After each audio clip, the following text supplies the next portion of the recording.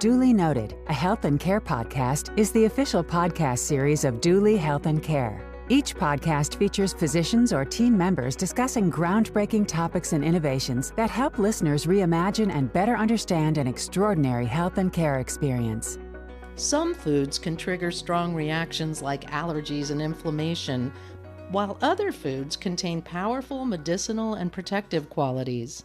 Duly Health and Care's Culinary Medicine program highlights food as an integral part of remedy and healing as patients learn from board-certified culinary medicine physicians, licensed dietitians, and seasoned chefs. We'll explore food as medicine and the Culinary Medicine program with Dr. David Dungan, internal medicine, pediatrics, and culinary medicine physician who also serves on the clinical board of Duly Health and Care. And joining us for this discussion are two patients who have gone through the Duly Culinary Medicine program, Janet Green and Chrissy Filsko. We'll hear about their personal experience as well on this episode of Duly Noted, a health and care podcast. I'm Amanda Wild. Welcome to you all. Dr. Dungan, what piqued your interest in culinary medicine, and what do you believe it can offer patients? Thank you for having us, Amanda. What really piqued my interest in culinary medicine was really the evolution over decades of patient care. As an internist and pediatrician, I serve in a primary care role in the trenches, so to speak, seeing a patient when they come in with all sorts of concerns and questions. And what we noticed as a team, as well as myself personally, is when patients made impactful changes in how they ate and what choices they made for the foods that they ate, the health outcomes were just nothing short of spectacular. And so seeing that consistently over time, and then also recognizing the increasing burden of costs of pharmaceutical medications that have a significant risk or side effects, as well as the need to have better outcomes and better living for patients, I felt there had to be a different way to do this. So in a way, this sounds disruptive in medicine, but it really isn't. It's really getting back to our basic roots. Many of our historical and ancient cultures use food often to treat different maladies and diseases. And we're really now discovering the science of how all these food and food properties make a difference in our health. So that led me to create this vehicle and understand how can we get this to patients and do it in a way that's fun, instructive, and to give them the skills and confidence to have success.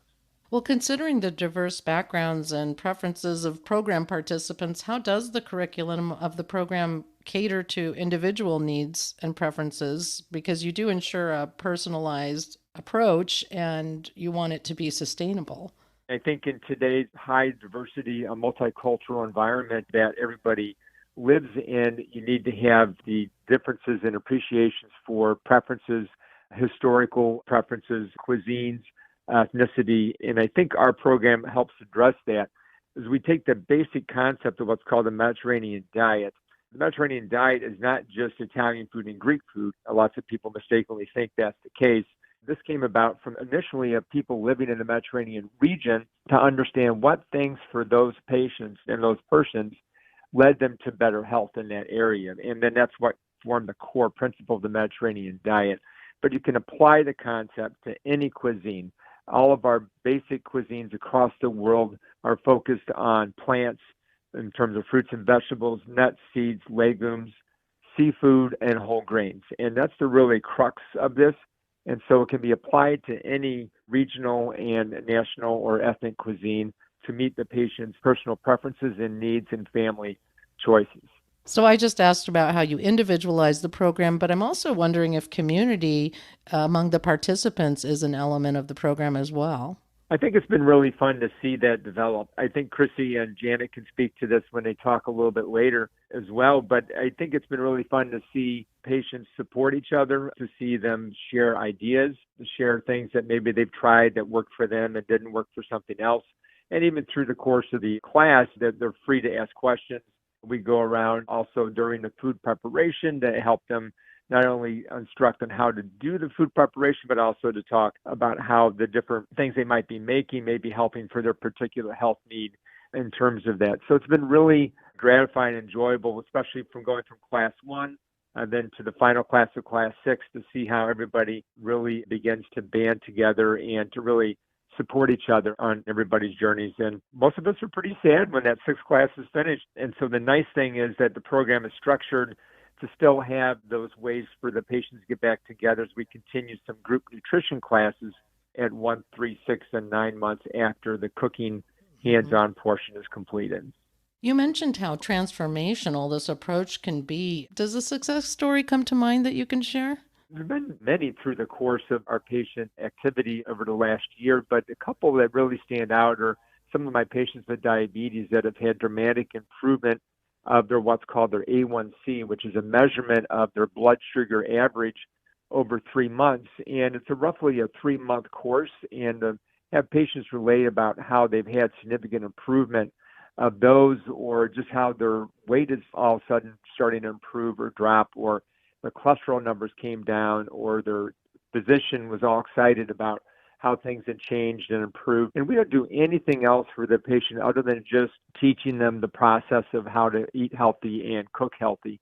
We don't adjust any medicines. They follow whatever recommendations come from their own doctors. So this is just kind of an add-on to their usual care, and it really gets great results. Well, speaking of patients who have gone through the program, we have two here, Janet Green and Chrissy Filshko. I have some questions for you both. Starting with you, Janet, what did inspire your decision to join the Dooley Health and Care Culinary Medicine program? Well, thanks for the question. So, well, my husband, he went to his primary care physician, and she had suggested this program. Well, my husband, I'm like, how did the doctor's visit go? He's like, well, they've suggested a culinary medicine class. I'm like, what is that? And he handed it to me, and I thought it was so we actually did the class. So that's really where we started at. And Chrissy, what were your particular challenges with food habits and health conditions? Well, thank you. I had some challenges. I had triple bypass in 2019. I'm only 50. I was 49 at the time, and I had been dying for a class like this. I have diabetes and really high triglycerides, and I was having a hard time getting my weight down under 200 because really couldn't do too much. So I was looking for a class. I know how to cook, but I didn't know how to incorporate different types of foods from other backgrounds. Like, I'm Italian, so I was always cooking Italian food, but I needed something more to get my triglycerides down, to get my diabetes down, to really learn to incorporate other things that I could make for myself aside from my family, because they're all rails, skinny, tiny little things. And here's me trying to cook food that would benefit myself. As Dr. Duncan said, this really opened my eyes. I not only lost weight, I went down almost, 65 pounds. I brought my A1C down from 7 to 5.2. I brought my triglycerides down from, I think they were 200 to 105. This program helped me so much. Now, I don't know if this happened with everybody, but it really worked for me because I was able to learn different cultures and different foods that I could make. You don't know if to go to the store and make a recipe with the price of food right now, that what you could make and not go home and throw it out. With this class, we made stuff in the class. So you were able to test different things and try different things and open your eyes and go, wow, I like this. I can go home and make this. And you were able to go home, make it, freeze it, keep it. And it was just amazing. I'm really glad you talked about what you anticipated from the class and then what you actually got from the class. And it sounds like you've been able to integrate that into your daily cooking routine. Is that right? Yes, love it. I make stuff. I make stuff and let my kids try it, but they don't eat vegetables. They're in their 20s, so they eat their own way. But my husband is also diabetic, so I do make stuff that he will eat, some stuff he won't. But I also talk to other people about this class, and they share recipes with me, and you never know who you're going to share a recipe with that may have something that you can also enjoy. I have friends that are Indian, and they share their Indian recipes with me. I go home and I make them, and they're fantastic. But I would have never thought to go home and try them until I had this class. Yeah, and sometimes those kinds of recipes sound like they're not going to be easy, but they really are. It's just we don't have experience with certain cuisines. Yeah. Janet, did you also have some unexpected learning from the program? And did it meet what you anticipated the program to be? I would have to say that I did learn a lot from the class. I was very happy when I was given different kinds of things to make. My husband and I have done so much with the cooking, and actually, I have lost 30 pounds from the class. It's just been amazing. I would have to say that the instructors who were there, especially Dr. Dungan, I am disabled, so I have to say he was wonderful. He would get me food and give me a chair to sit on, and he was just so wonderful. We did see a nutritionist there. She was absolutely helpful. Any questions we had, we could go to her. The support really makes a huge difference. In the follow-up appointments with the registered dietitian that Dr. Dungan mentioned, you have them at 1, 3, 6, and 12 months. Do you each have specific goals that you aim to achieve at those marks? And do you expect those sessions to help you do that? Yeah, I would believe those sessions would help, but at this time, I have not decided to go to the dietitian. My husband did say he received the paperwork, but I've yet to see it. So I will follow up and talk to the nutritionist about any other things that I need, especially losing weight, my A1C. A lot of that has gone down. My primary care physician is so excited. Excellent. She puts all over my blood work and everything. So I'm very, very happy. And the program's made some really significant changes for you. It sounds like it was life-changing for both of you. It was. I was so excited to go. And the first day that we went, I could not believe how wonderful the people were working in class and cooking and trying different foods, coming home and trying foods. What a highlight was for me is we had gone to Wisconsin and we cooked vegetarian spaghetti for my whole family, my husband's family and my family. And they absolutely loved it. So, I mean, the little things like that, it's so exciting to cook like what we did. But Bill and I, my husband, we work together to make meals, and we never did that before. So it's very exciting. But yes, I will make an appointment to see the nutritionist. So lots of benefits aside from just menu items, right? And we were talking a little bit about support and just want to kind of end on that note. Chrissy, do you have anything to add as far as support you found by going through the program with other participants? Oh, yeah, definitely. I got into the program through my dietitian, Mary, and we had been talking about it. And I had been to a lot of different dietitians between my husband and I.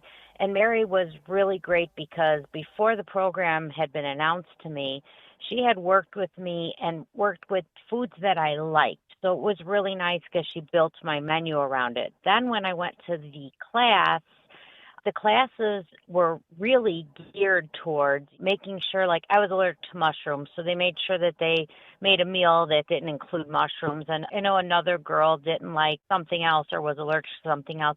So the classes really benefited to anybody who couldn't eat a certain thing. They made sure you could still try everything, you could still eat everything. And then there's a website that you can go to and see different recipes. I still go on there. I make recipes. I try everything. I have gone to the follow-up classes and met with everybody. I think they're wonderful. We sit, we talk, we discuss new recipes. We still talk about keeping in balance with what we had learned in the classes. Like Janet said, the support in doing the classes, the chef, he was wonderful. He taught us safety. He taught us how to cut things, how to make sure that we were safe while we were cooking.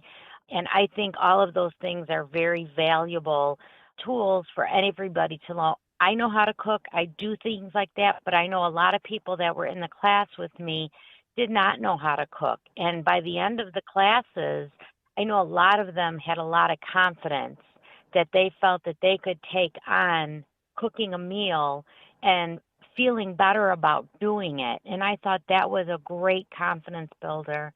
for many people who had never had that confidence. And I just want to say thank you to whoever put this class together and decided to do this. I think this was so wonderful, and I'm so happy I was able to be a part of it.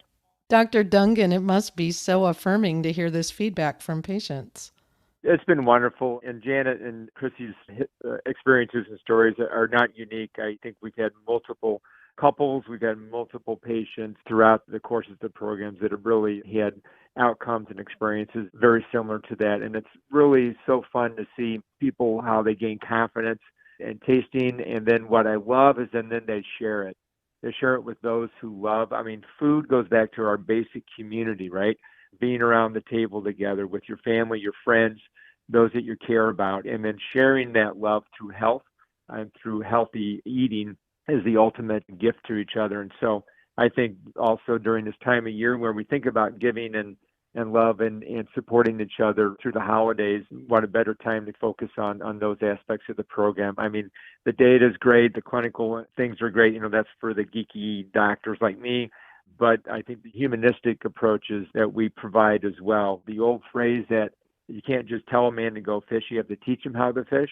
That's what we're doing here. We're not just telling patients to go eat healthy, because that's what most doctors do, but most doctors like myself never had any training on how to teach to do this. And so with the culinary medicine certification, I have that ability and that confidence to help teach patients to take that next step. And I'm just so excited for Chrissy and Janet's husband for their success and their positive changes they've made for their health. And that's what it's all about.